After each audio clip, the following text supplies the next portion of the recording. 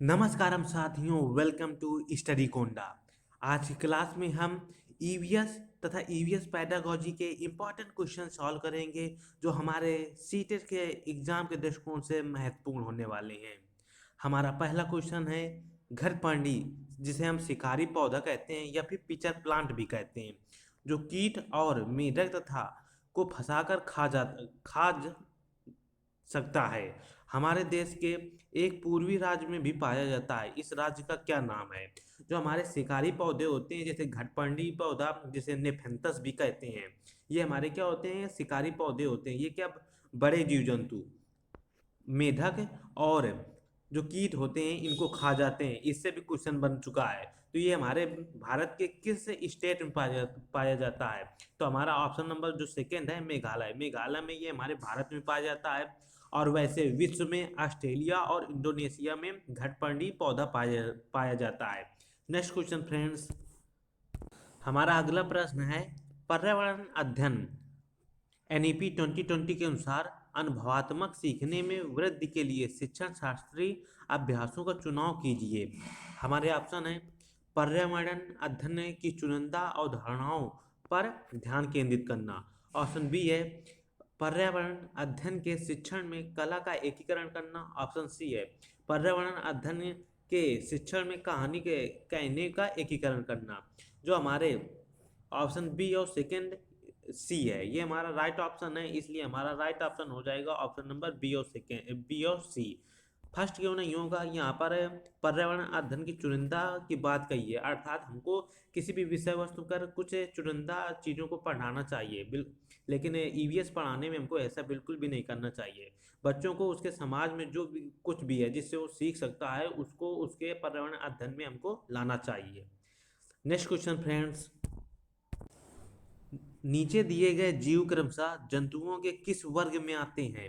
जैसे छिपकली किस वर्ग में आता है? चमगादड़, कलचड़ी और बिच्छू। तो हमें ज्ञात है छिपकली क्या होता है, हमारा एक सरीसृप होता है, क्योंकि वो रेंग कर चलता है, इसलिए वो सरीसृप के अंदर। चमगादड़ बच्चे देता है, इसलिए ये क्या होता है, हमारा एक स्तनधारी के रूप में आ जाता है। और जो हमारा कलचिड़ी है, ये एक प्रकार की चिड़िया होती है अर्थात पक्षी, और जो बिच्छू होता है वो एक प्रकार का कीट होता है। तो हमारा राइट ऑप्शन इसका हो जाता है छिपकली सरीसृप। तो हमारा ऑप्शन नंबर फोर्थ हमारा राइट हो जाएगा। बिच्छू हमारा क्या हो जाता है, एक बिच्छू हमारा सरीसृप हो जाता है, चमगादड़ स्तनधारी हो जाता है, जो कलचड़ी है वो हमारा पक्षी है, और जो बिच्छू होता है एक प्रकार का कीट होता है। नेक्स्ट क्वेश्चन फ्रेंड्स, हमारा अगला प्रश्न है मिजोरम में जब फसल का काम समाप्त हो जाता है तो लोग एकत्र होते हैं, त्योहार मनाते हैं, एक साथ खाना पकाते हैं, खाते हैं और मजे करते हैं, गाते हैं, नाचते भी हैं। तो उनके विशेष नाच को हम क्या कहते हैं? तो मिजोरम की बात है तो मिजोरम में चेराव डांस होता है। ये एक प्रकार का डांस होता है जो नई फसल के कटने पर किया जाता है। नेक्स्ट क्वेश्चन फ्रेंड्स, और अगर हम इसकी कुडुख भाषा कुडुंग जो भाषा है ये झारखंड से संबंधित है।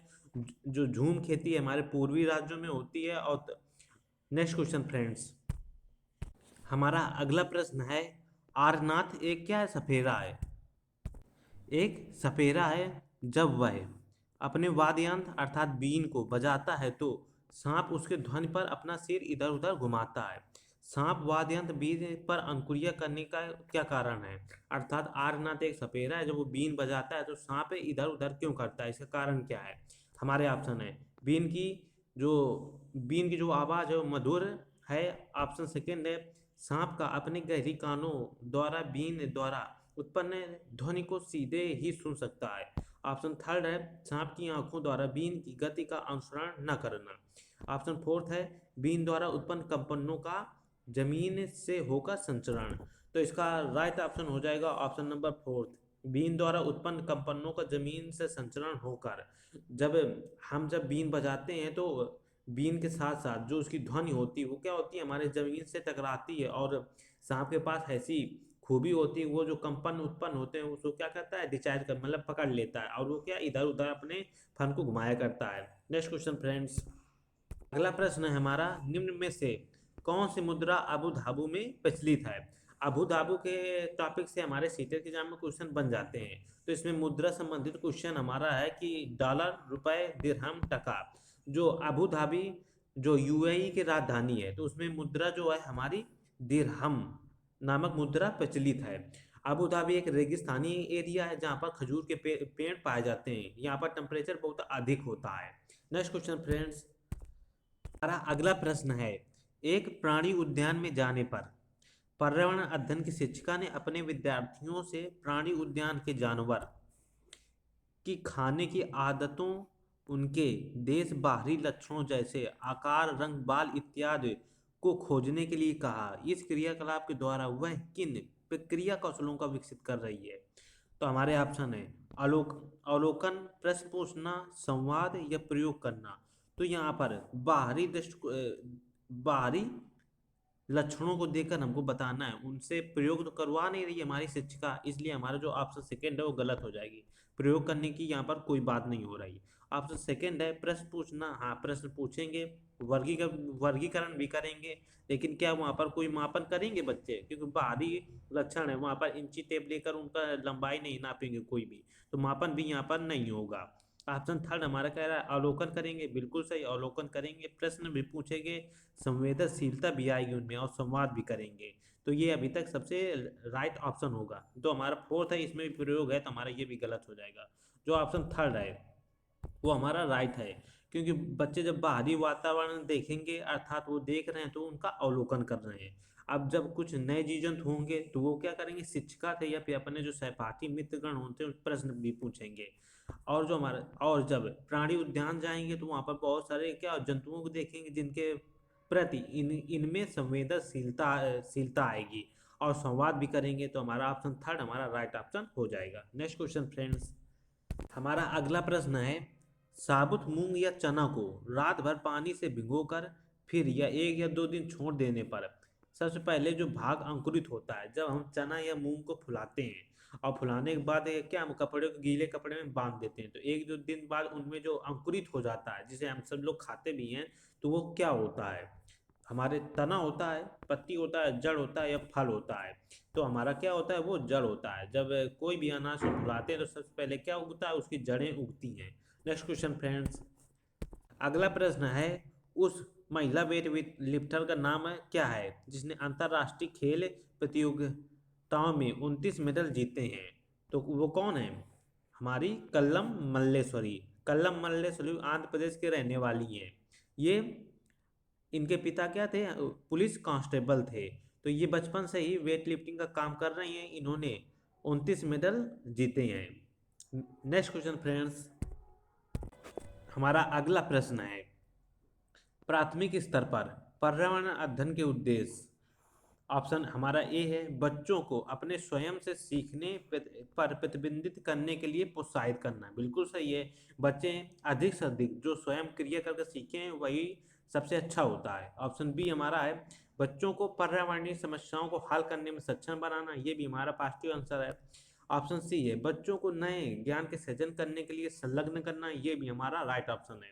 ऑप्शन डी जो है बच्चों को ज्ञान एक निश्चित निकाय के प्राप्तिकर्ता के रूप में व्यवहार कराना, जो ऑप्शन डी है हमारा यहाँ पर कह रहा है एक निश्चित निकाय।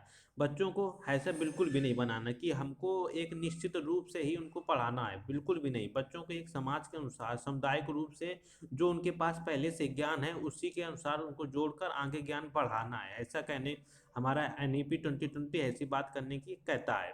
तो हमारा जो ऑप्शन डी है वो गलत हो जाएगा और जो हमारे ए बी सी हमारे राइट ऑप्शन हो जाएंगे। तो हमारा ऑप्शन नंबर जो है फर्स्ट राइट ऑप्शन हो जाएगा। नेक्स्ट क्वेश्चन फ्रेंड्स,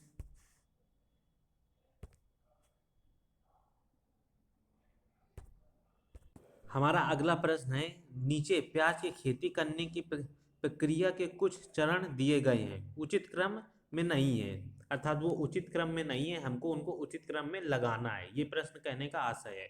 तो सबसे पहले हम क्या करते हैं, सबसे पहले हम गुड़ाई करते हैं। किसी भी खेत में कुछ बोने से पहले हम गुड़ाई करते हैं। गुड़ाई करने का मतलब खेत जोतते हैं, तो ये हमारा फर्स्ट नंबर हो जाएगा। ये हमारा क्या हो जाएगा, फर्स्ट नंबर हो जाएगा।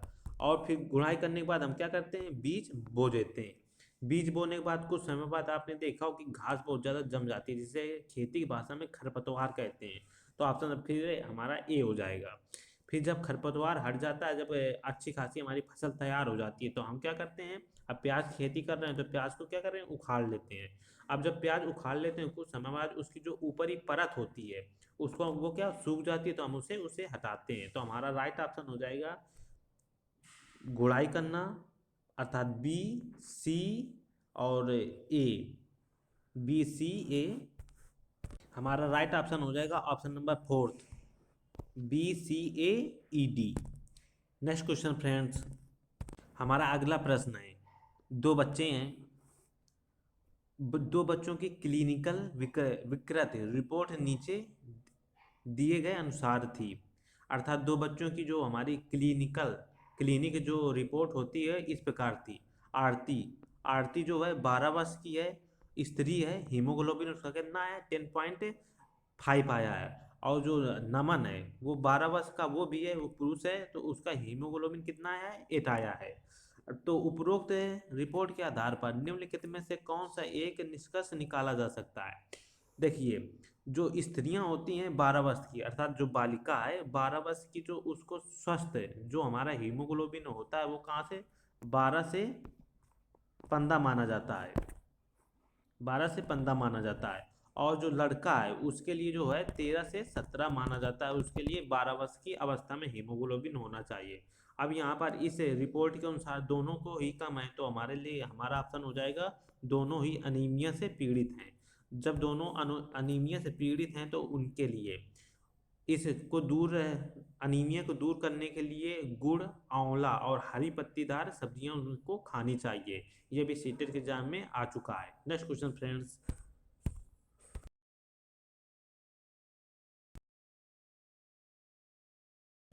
हमारा अगला प्रश्न है, रोनाल्ड रोस को दो में चिकित्सा के क्षेत्र में नोबेल पुरस्कार शोध करने के लिए मिला था। अर्थात जो हमारे रोनाल्ड रोस वैज्ञानिक थे, इन्होंने इनको 1902 में चिकित्सक क्षेत्र में नोबेल पुरस्कार मिला था। तो उन्होंने किस कारणवश इनको नोबेल पुरस्कार दिया गया था। हमारे ऑप्शन, डेंगू मच्छरों से फैलता है ये पता लगाने के लिए। ऑप्शन सेकेंड है मलेरिया मच्छरों से फैलता है ये पता लगाने के लिए। ऑप्शन थर्ड है चिकुनगुनिया मच्छरों से फैलता है। ऑप्शन चौथा प्लेग पिस्सुओं से फैलता है। तो जो रोनाल्ड रोस हैं इनको 1902 में चिकित्सा के क्षेत्र में नोबेल पुरस्कार इसलिए दिया गया था ताकि इन्होंने बताया था कि जो हमारा मलेरिया होता है ये मच्छरों द्वारा फैलता है। और जो मच्छरों द्वारा फैलने वाला जो रोग है हमारे डेंगू, मलेरिया और ये चिकनगुनिया, ये मच्छरों द्वारा फैलते हैं। और जो हमारे मलेरिया की दवा होती है वो एक सिंकोना नामक के पेड़ से बनाई जाती है। जो इसकी छाल होती है इससे हमको मलेरिया की दवा बनती है। और जो मलेरिया जो रोग होता है ये मादा एंथ्रीज मच्छर के काटने से फैलता है। नेक्स्ट क्वेश्चन फ्रेंड्स, हमारा अगला प्रश्न है, हमारे देश में एक स्थान है जिसे ठंडा रेगिस्तान कहते हैं। यह यह क्षेत्र ऊंचा, सूखा और समतल है। यह क्षेत्र स्थित है। तो हमारे ऑप्शन है शिलांग, शिलांग एक मेघालय में है जो कि हरा भरा एक क्षेत्र है, तो रेगिस्तान तो ये होगा नहीं। जो हमारा सेकंड है दार्जिलिंग, ये पश्चिम बंगाल में पाया जाता है, चाय की खेती के लिए प्रसिद्ध है। ऑप्शन थर्ड है शिमला, हिमाचल प्रदेश में पाया जाता है, ये भी बहुत ही खूबसूरत जगह है। जो हमारा लेह और लद्दाख होता है इसे हम ठंडा रेगिस्तान कहते हैं, क्योंकि यहाँ पर वर्षा बहुत ही कम होती है और ठंड बहुत अधिक पड़ती है, इसलिए इसको हम ठंडा रेगिस्तान कहते हैं। और यहीं पर लेह लद्दाख में चंगपा जनजात पाई जाती है। नेक्स्ट क्वेश्चन फ्रेंड्स, निम्नलिखित में से कौन से सीखने के सिद्धांत पर पर्यावरण अध्ययन आधारित होता है। हमारे ऑप्शन है मूर्त से अमूर्त की ओर, अमूर्त से मूर्त की ओर, वैश्विक से सामान्य की ओर, या फिर अज्ञात से ज्ञात की ओर। तो इनमें से राइट ऑप्शन होगा हमारा फर्स्ट, मूर्त से अमूर्त की ओर। जो हम ईवीएस पढ़ाते हैं वो हमेशा कॉन्क्रीट से अब्स्ट्रैक्ट की ओर चलता है, अर्थात जो हम देख सकते हैं स्पर्श कर सकते हैं उससे हम का कल्पना की ओर चलते हैं। और जो यहाँ पर ऑप्शन सी है वैश्विक से समान की ओर, नहीं, यहाँ पर हमारा होता है समान से वर्ड की ओर, अर्थात जो हमारे आसपास है अर्थात वो हमारे लिए समान है, हम उसके बारे में अच्छी तरीके से जानते हैं। फिर इसके बाद कहाँ पर हम जाएंगे, वर्ड की ओर जाएंगे, जो बिल्कुल भी नहीं जानते। तो ईवीएस का ये हो जाता है समान से विशिष्ट की ओर हमारा हो जाता है। और ये ऑप्शन फोर्थ है, यहाँ पर अज्ञात से अज्ञात की ओर होता है, तो ये भी हमारा राइट होता है। अर्थात जो हमें पहले पता है वो हम जाने, फिर उसके बाद अज्ञात की ओर चले। नेक्स्ट क्वेश्चन फ्रेंड्स, हमारा अगला प्रश्न है, भारतीय भारतीय में त्योहारों का एक समय जो पूर्णिमा के दिन होता है। पूर्णिमा और अमावस्या से काफी सीटर के एग्जाम में क्वेश्चन बन जाते हैं। तो हमको यहाँ पर त्योहारों की सूची दी गई है, तो बताना कौन से पूर्णिमा के दिन होते हैं। तो हमें ज्ञात होगा दीपावली कब होती है, अमावस्या के दिन होती है, इसलिए हमारा गलत हो जाएगा। यहाँ भी दीपावली है, तो ये भी हमारा गलत हो जाएगा। और जो हमारी मकर संक्रांति है, उसके लिए कोई मतलब विशेष दिन नहीं है, अर्थात पूर्णिमा अमावस्या इसके लिए जरूरी नहीं होती है। जो हमारा ऑप्शन थर्ड है, होली, रक्षाबंधन और गुरु नानक जी का जो जन्मदिन है, ये हमेशा पूर्णिमा के दिन ही होते हैं। नेक्स्ट क्वेश्चन फ्रेंड्स, हमारा अगला प्रश्न है, बच्चों के लिए ईवीएस कक्षा में अधिकतम क्या होना चाहिए। हमारे ऑप्शन फर्स्ट है, वाद विवाद प्रधान, अनुभवात्मक सीखना, कहानियाँ, तथ्य एवं सूचनाएं। तो जो ऑप्शन फर्स्ट है, वाद विवाद प्रधान होने चाहिए, इससे बच्चों की तर्क करने की क्षमता बढ़ती है। अनुभवात्मक सीखना अर्थात वो करके कुछ सीखेंगे, स्वयं कुछ सीखेंगे, ये भी हमारे लिए बच्चों के लिए अच्छा होता है। कहानियों से भी बच्चे अच्छा खासा सीखते हैं। और जो हमारा फोर्थ है, तथ्य एवं सूचना, ये हमारे लिए गलत है। तथ्य और सूचना के बारे में एनसीएफ कहता है कि जो हमारे तथ्य और सूचना है उनको ज्ञान मानने से एनसीएफ इनकार करता है, इसलिए ये हमारा गलत हो जाएगा। तो ए बी सी हमारे राइट ऑप्शन हो जाएंगे, जो कि है option number third. Next question friends, हमारा अगला प्रश्न है, वातावरण को बचाने की आवश्यकताओं के लिए हुए कई आंदोलन को समर्थन मिला है। निम्न में से किसमें 1970 में चिपको आंदोलन निर्णायक भूमिका निभाई। अर्थात जो चिपको आंदोलन हुआ है हमारे देश में, जो कि 1970 को हुआ था, तो इसमें जो इस लीडर थे वो कौन थे, तो वो कौन थे, हमारे सुंदरलाल बहुगुणा। और जो चिपको आंदोलन है वो कहाँ पर हुआ था, उत्तराखंड में हुआ था। नेक्स्ट क्वेश्चन फ्रेंड्स, हमारा अगला प्रश्न है, फसल कटने का पूर्व पर्व खुशी और उल्लास का प्रमुख अवसर के रूप में सही कथन को पहचानिए। अर्थात जब किसी क्षेत्र में फसल कटती है तो हम उसे उस खुशी को पर्व के रूप में मनाते हैं। तो वे कौन कौन क्षेत्रों में विशेष पर्व के रूप में मनाया जाता है। हमारे ऑप्शन ए है, उत्तर प्रदेश, बिहार, मध्य प्रदेश में तिल संक्रांति को मनाया जाता है, बिल्कुल सही है। ऑप्शन बी, झारखंड में पोंगल और तमिलनाडु में नवान्न मनाया जाता है, ये गलत है। जो तमिलनाडु में तमिलनाडु में पोंगल मनाया जाता है, झारखंड में पोंगल नहीं मनाया जाता है, इसलिए हमारा जो बी है ये गलत हो जाएगा। ऑप्शन सी है हमारा, गुजरात में लोहड़ी को मनाते हैं और केरल में ओणम को मनाते हैं। केरल है ओणम को मनाते हैं, सही है, लेकिन जो गुजरात लोहड़ी मनाते हैं गलत है।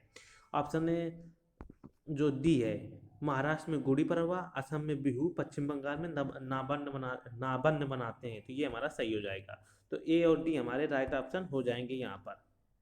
नेक्स्ट क्वेश्चन फ्रेंड्स, हमारा अगला प्रश्न है, एक समूह को चुनिए जिसका प्रयोग पुनः चक्रण के पश्चात किया जाता है।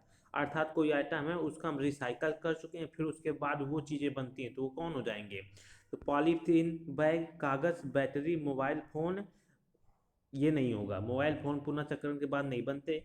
तो ऑप्शन है सेकेंड है, चादरें, समाचार पत्र, प्लास्टिक बोतल, बैटरी। तो चादरें भी पुनः चक्रण के बाद नहीं बनती। जो हमारा ऑप्शन थर्ड है, लोहे की कीलें, कांच की बोतल, स्टील का मग, गत्ता का डिब्बा, ये हम पुनः चक्रण के बाद बना सकते हैं, इसलिए हमारा राइट ऑप्शन हो जाएगा।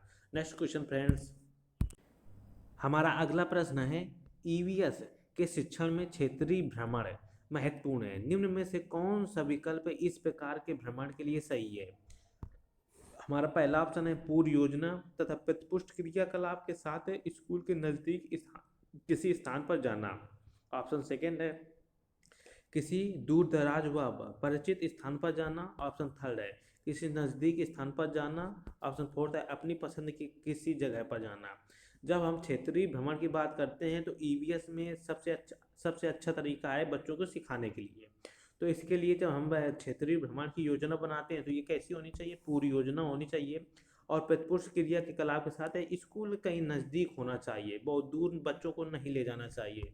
ऑप्शन नंबर फर्स्ट हमारा राइट ऑप्शन हो जाएगा। नेक्स्ट क्वेश्चन फ्रेंड्स, हमारा अगला प्रश्न है, मलयालम में माँ की बड़ी बहन को कहा जाता है। हमारे ऑप्शन है वलियम्मा, अम्मुमा, थम्मा, दीदू। तो इसका राइट ऑप्शन हो जाएगा वलियम्मा। अर्थात मलयालम में जो मौसी होती है, हमारे उत्तर भारत के अकॉर्डिंग जो मौसी होती है उसे हम वलियम्मा कहते हैं, और जो नानी होती है उसे हम अम्मुमा कहते हैं। Next question friends, Kalpana Chawla एक भारतीय मूल की अमेरिकी अंतरिक्ष यात्री का निधन अंतरिक्ष यान में किस वर्ष हुआ था? आपने कल्पना चावला के बारे में पढ़ा होगा, वो भारतीय मूल की थी, अमेरिका में रहती थी और अंतरिक्ष यात्री थी। तो उनका निधन अंतरिक्ष यान में हुआ था 2003 में। नेक्स्ट क्वेश्चन फ्रेंड्स, हमारा अगला प्रश्न है, भोजन विषय पढ़ाते हुए सुनीता एक पर्यावरण अध्यापिका की निम्नलिखित में से कौन सी युक्ति छात्रों में अन्वेषक प्रवृत्ति को बढ़ावा देगी? हमारे ऑप्शन है, अच्छा स्वास्थ्य बनाए रखने के लिए छात्र क्या खाएं, इसके लिए अनुदेशन। ऑप्शन सेकेंड है, छात्रों को विभिन्न क्षेत्रों के भोजन पदार्थों के चित्रों का संग्रहण करने के लिए कहना। ऑप्शन थर्ड है, भोजन के विभिन्न स्रोतों में चित्र दिखाना। ऑप्शन फोर्थ है, छात्रों के परिवार व समुदाय के सदस्यों से भोजन की विविधता की पसंद नापसंद की चर्चा के लिए प्रेरित करना। जब हम अन्वेषक प्रवृत्ति की बात करते हैं तो वो चर्चा सबसे अच्छी हो जाती है कहाँ पर? अपने परिवार और समुदाय में जो भोजन होती है उनकी पसंद और नापसंद और उसकी विविधता बारे में जब चर्चा करते हैं तो इसमें बच्चे के अंदर अन्वेषक प्रवृत्ति बढ़ने लगती है। नेक्स्ट क्वेश्चन फ्रेंड्स, हमारा अगला प्रश्न है, पारंपरिक तरीके से जल संग्रहण के लिए हमारे देश में उपयोग की जाने वाली संरचना है। हमारे ऑप्शन है ट्यूबवेल, बावड़ी, बोरवेल, हैंडपम्प। तो यहाँ पर जो ट्यूबवेल है आधुनिक है, बोरवेल ये भी आधुनिक है, हैंडपम्प ये भी आधुनिक है। पारंपरिक तरीके से हमारा बावड़ी होता है, बावड़ी राजस्थान में पाई जाती हैं। नेक्स्ट क्वेश्चन फ्रेंड्स, हमारा आज का अंतिम प्रश्न, महामारी के दौर में चिकित्सकों ने विटामिन सी से भरपूर भोजन करने का परामर्श दिया। उस समूह को चुनिए जिसमें विटामिन सी प्रचुर होती है। हमारे ऑप्शन है ब्रोकली, सोयाबीन, काली मिर्च। ऑप्शन सेकंड है स्ट्रॉबेरी, संतरा, सोयाबीन। ऑप्शन थर्ड है दूध, स्ट्रॉबेरी, नींबू। ऑप्शन फोर्थ है ब्रोकली, स्ट्रॉबेरी, नींबू। जो हमारी ब्रोकली होता है इसमें विटामिन सी पाया जाता है, लेकिन सोयाबीन में भरपूर मात्रा में प्रोटीन पाया जाता है, ना कि विटामिन सी, इसलिए हमारा ये गलत हो जाएगा। जो हमारा सेकंड है यहाँ पर सोयाबीन है, इसलिए भी गलत हो जाएगा, दूध में विटामिन सी नहीं पाया जाता। ऑप्शन जो थर्ड है ब्रोकली, स्ट्रॉबेरी और नींबू में भरपूर मात्रा में विटामिन सी पाया जाता है। I hope you enjoy this class. मैं आपके लिए ऐसी क्लास और प्रैक्टिस लाता रहूँगा। आप मेरे इस चैनल को सब्सक्राइब कर लें, बेल आइकन को प्रेस कर लें ताकि आपको नोटिफिकेशन मिलता रहे। जय हिंद।